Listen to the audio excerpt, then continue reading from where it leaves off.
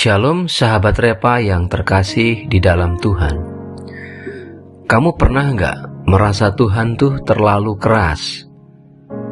Seperti cuma karena satu dosa, langsung dihukum tanpa kesempatan kedua. Dalam Kisah Para Rasul pasal 5, ada cerita yang jujur saja sering bikin kita bergidik atau heran. Sepasang suami istri, Ananias dan Safira, mati seketika setelah berbohong soal persembahan. Dan banyak orang nanya, apakah Tuhan kejam? Apakah ini hukuman yang gak manusiawi? Tapi tunggu dulu. Kalau kita lihat lebih dalam, kisah ini bukan tentang Tuhan yang kejam, melainkan tentang Tuhan yang menjaga kemurnian gereja. Bahkan ketika itu harus dilakukan dengan tegas. Di awal berdirinya gereja, semua orang hidup dalam kasih dan kebersamaan. Mereka menjual harta, berbagi, menolong sesama. Tapi Ananias dan Safira ingin kelihatan spiritual. Mereka menjual tanah, menyimpan sebagian uangnya, tapi pura-pura sudah memberi semuanya. Masalahnya bukan karena mereka menyimpan uang, tapi karena mereka berpura-pura suci di depan Tuhan. Dan di tengah ibadah itu, Ananias jatuh dan mati.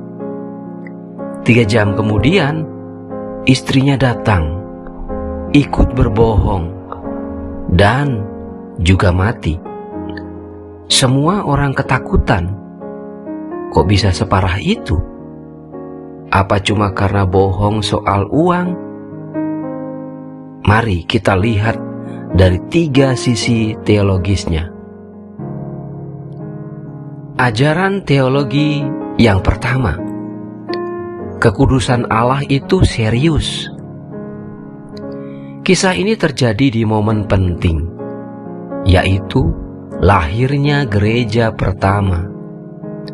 Dan seperti di zaman Yosua dan Musa, ketika Tuhan memulai sesuatu yang kudus, Dia menunjukkan betapa seriusnya kekudusan itu. Kalau di awal saja kemunafikan dibiarkan, gereja akan lahir cacat, penuh kepura-puraan. Tuhan bukan kejam. Dia sedang melindungi masa depan gereja. Ajaran teologi yang kedua, dosa kemunafikan lebih berbahaya dari dosa kegagalan. Ananias dan Safira tidak jujur kepada manusia dan kepada Roh Kudus. Mereka ingin tampak rohani tanpa benar-benar hidup rohani. Yesus pernah bilang, celakalah kamu orang munafik, karena kemunafikan itu merusak dari dalam. Dan menariknya, kalau kita lihat dari sisi medis, kejutan emosional dan rasa bersalah yang ekstrim bisa menyebabkan kematian mendadak. Penelitian medis modern bilang, tekanan psikologis yang tinggi bisa memicu serangan jantung atau stroke spontan. Mungkin Ananias dan Safira benar-benar mati karena syok spiritual dan emosional yang ekstrim.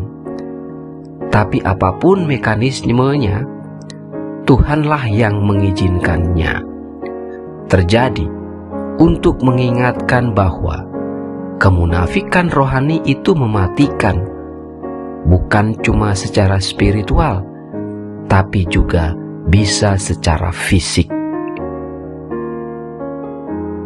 Ajaran teologi yang ketiga, Tuhan tidak kejam, tapi tegas dalam kasih.